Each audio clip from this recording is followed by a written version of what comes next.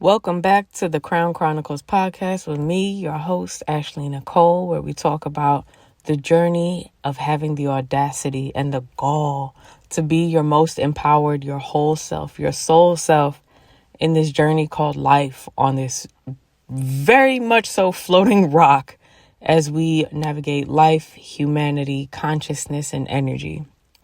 This week, I want to share with you one of the most integral, whatever that word is, steps on this healing journey. So we all know, do the shadow work, integrate your shadow, make sure, you're taking care of your body, and then love and light and all the other things and all the other tokens and handle your triggers and such. And we get that. Yes, we do the healing. Yes, we do the work.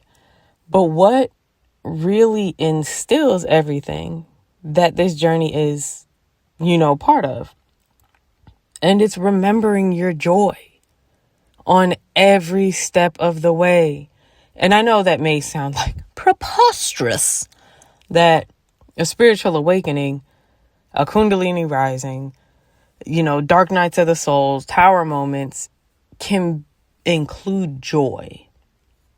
And I want to share with you that yes, yes, you are supposed to remember to laugh and have fun and find joy, even if it's in the mundane things.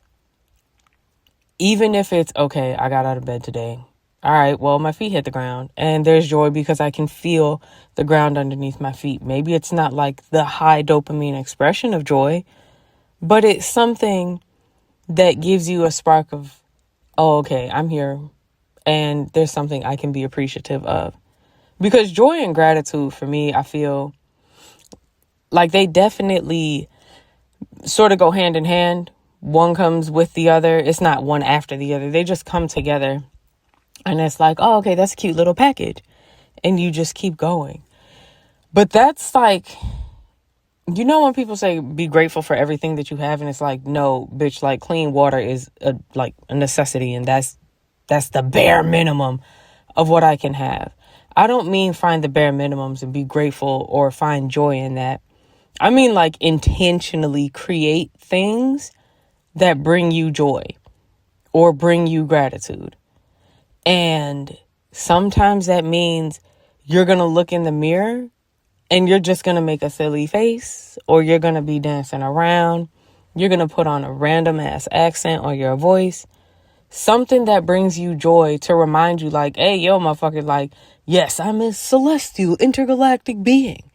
But it's also like, I'm here on this damn earth having a human experience. And I deserve to enjoy this experience with it.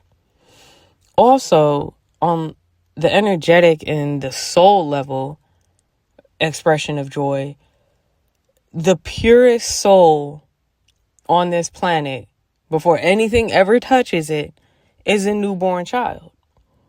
And they just laugh and smile for no damn reason. They just are. That is pure soul.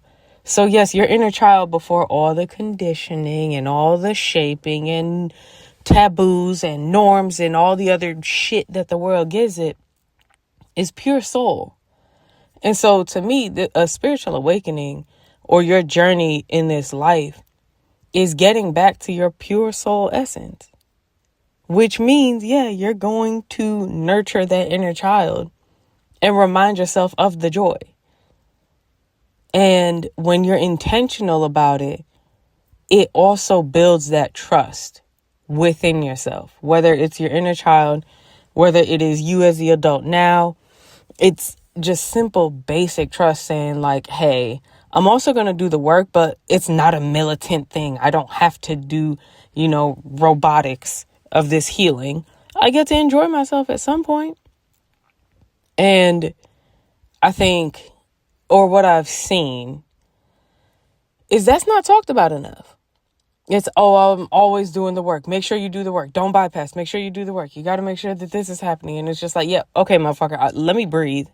Like, let me breathe and come back into my body. Let me, even if you are doing somatic work, okay, how could I make this fun for myself? And I don't know. I think on my own journey, I was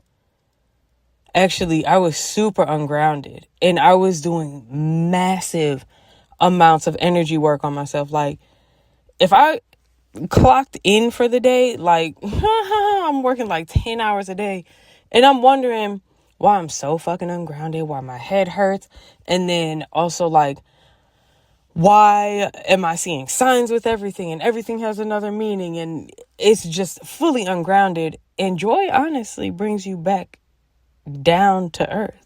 Like, it replants you and it brings you back into the present moment.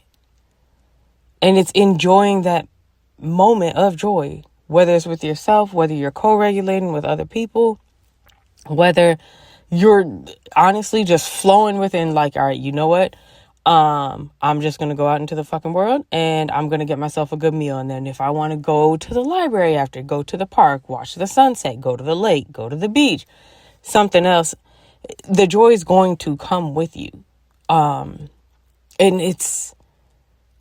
I really want to remind people that joy, pleasure, overflow, abundance, gratitude, fun, laughter, connection, those aren't things you earn, just like rest. It's not something you earn. It's honestly something you need to keep going and living a more full or fulfilled life. You need joy around you. So maybe you paint one day, or you're crocheting. A lot of creative stuff actually creates a lot of joy. Joy, oh my God, yeah, no, I'm thinking of so many creative endeavors that are like, oh my God, I'm so happy, it's a joy. Watch a movie that makes you laugh, or something that you enjoy. I guess I go for comedy, especially if I know that I intentionally need to be like, hey, self, I'm spending time with me and I want to feel good. It's always going to be laughter. What's some other whimsical fun things that I've heard of or I do myself that bring me joy? Accents. I love, obviously, using my voice. And I will just break out. And okay, 9 times out of 10, I'm probably talking to myself, or I'm in the mirror, whatever it is. And I'm practicing different accents. Or another thing, this is always fun. There's a song and I change the lyrics to accommodate or like the mood that I'm in and stuff. And it's just being silly with myself, because it just makes me feel good that I am intentionally pouring into me and I want to feel good. And so I'm going to take my responsibility to myself, my devotion to myself, and create some sort of joy. At one point, it wasn't safe for me to feel joy. I always thought someone was going to take it away from me. And it had previously been that way, that I would be happy and then all of a sudden the second shoe drops. Or there was a catastrophe afterwards, or the self-soothing was trying to be joy, but then it was met with like you're being selfish. So joy at one point, I thought it was going to get taken away from me. And I had to reteach myself, like, hey, you don't earn joy. You don't earn rest. You simply, that is a birthright. And teaching your nervous system that joy is okay and it's safe and you don't have to look around the corner, or you don't have to, anticipate something bad happening. I think that was one of the greatest accomplishments that I've had on this journey, is remembering that it's my birthright and reteaching myself that I'm allowed to experience joy, which then also reverberates out to the world around you. Whether it's other people, you're in community, you walk a little taller, your chest is more open, which also puts you in the receiving mode. So then joy, your chest is more open, you're in the receiving mode. Simple things, whether it's compliments or a door being open, the sun comes out from behind a cloud. It all just changes, and it's simple things that you learn to notice when you make yourself a priority and you allow yourself to feel good. And not only allow yourself to feel good, but you create the good feeling. And when I say joy, I don't mean search for it outside of you necessarily. You can do things for yourself that involve the outside world, yes. But I mean, you create the situation. You don't look for someone else to give you that feeling or something else to give you that feeling. It's an intrinsic, essentially, reward and motivation for you. And it just is something that I've noticed a lot of people on the journey do forget. It's life for a reason. And life is meant to be enjoyed. One of my friends, Tish, she says, enjoy. And I'm just like, that is actually one of the most heartwarming statements. And it'll always come after either an accomplishment or just like a noticing of something. And it's super sweet and it's super heartwarming, but it's also very much so like brings you into the moment and saying like, yeah, enjoy it, enjoy. I don't know, sentimental things like that just feel really good. And it can change your entire day around. One thing that, I feel like everybody knows this, but how you start your day is how your day is going to go. Yes, it can turn around, but why not start on a good foot? And so now I know that there are people that start their day off in bed with gratitude. Sometimes it'll be a sentiment of gratitude or something that does bring me joy. And one of those things is self-touch. So like rubbing the outside of my arms, just being more so in the present moment. It just does, because it feels like a warm hug. Hugging a stuffed animal is another option. Just simple things. And it doesn't have to be extravagant. Trust me, the extravagance is coming, because joy is also meant to be lavish and overflowing and amazing.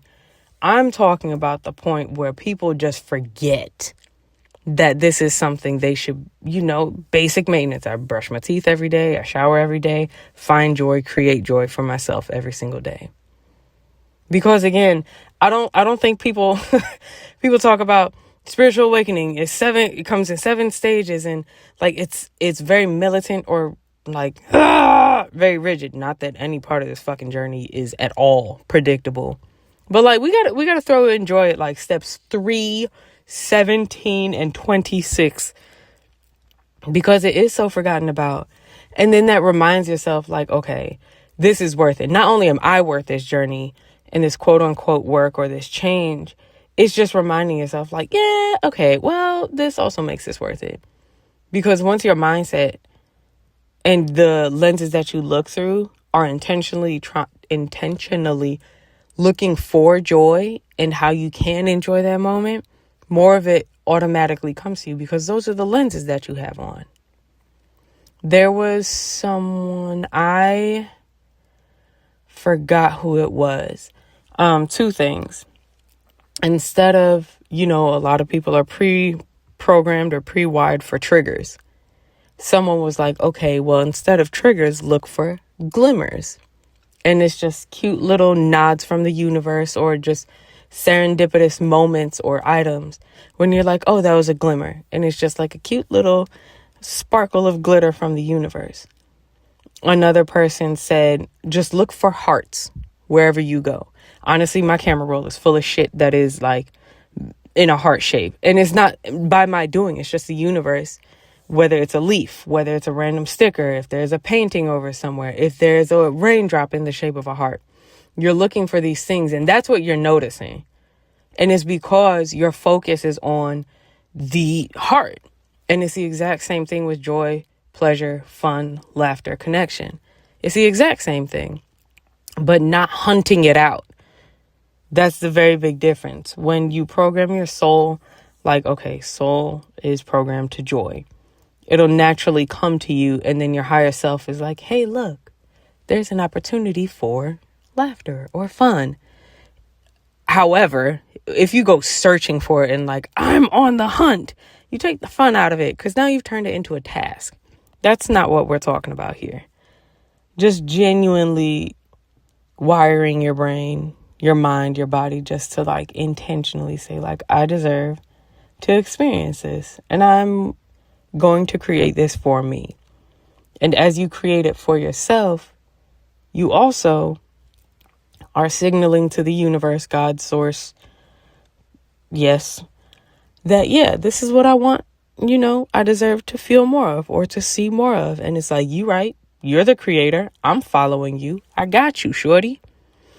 Because ultimately, when you step into the role of creator, even if it's for something that's tiny, what you think is tiny, the ripple effect in the entire universe is amazing. And the universe listens. You may not think it listens, or you may think like, well, why does it tell me this? Because have you fully made this commitment to yourself? That's all the universe is doing. Just a big fucking mirror back to you. And so today, I would love to hear what you guys do, whether it's a daily thing, whether it's just random whimsy Wednesday or whatever it is. But how do you create joy in your life? What brings you joy in your life? Do you even know what brings you joy in your life? Because there's so many times you could ask someone, like, what are your hobbies? What do you enjoy doing? And it's nothing, or they can't think of anything. And it's like, okay, that's a place for you to start. Start investing in yourself for the feeling and the creation of joy. Because it's deserved. You're worthy of it. Start telling your sacral chakra, like, hello, we're going to create some joy right now. Thank you.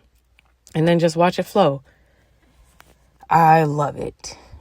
Thank you for tuning in today. Please, obviously, like, comment, subscribe, all the things. But especially, I really do want to hear what brings you guys joy. Maybe I can get some ideas from y'all. Enjoy your day. I'm so serious about that. And we'll talk on the next episode.